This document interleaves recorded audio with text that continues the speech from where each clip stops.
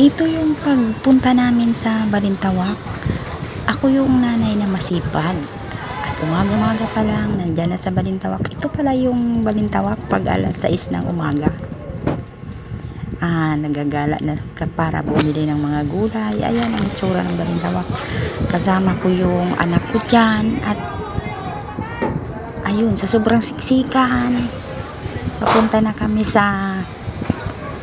doon sa gitna ng palengke para makipagsiksikan kasi namamalengke nga kami sa madaling araw. Ayan ang itsura ng masipag na nanay.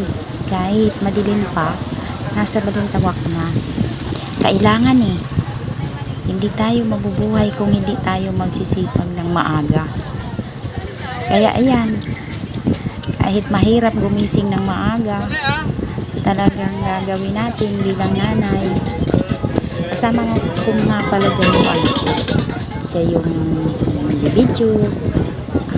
Mahirap pero tiyaga lang para tayo mabuhay. Ayan, nakikipagsiksikan para makabili ng kailangan sa araw-araw sa trabahoan ko. Yan pala yung trabaho ko na tuwing linggo ng umaga napunta kami ng Balintawak. Namimili ng mga gulay.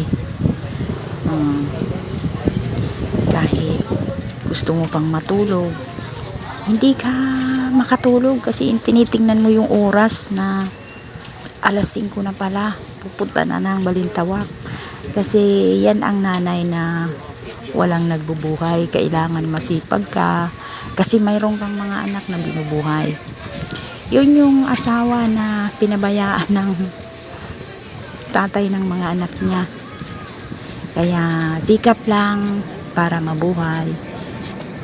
Basta bigyan lang tayo ng lakas ng loob, lakas ng katawan galing sa Diyos, biyaya sa atin. Sige lang, gamitin natin para magsikap habang may lakas pa tayo. Ayan nga, nakikipagsiksikan na ako dyan. Sobrang matao, pero wala man tayong magawa. Palengke yung pinuntahan natin. At ayan nga, nagpipili na nga ako ng sitaw dyan. Mura-mura naman din ang sitaw. Kaya ayun, yung anak ko nga hindi na mahitsura yung mukha dahil sa ginagawa ko. Siksik ako ng siksik daw kung saan-saan. Pero sabi ko, ganito talaga. Pag gusto nyong mag-aral, magsisikap ako.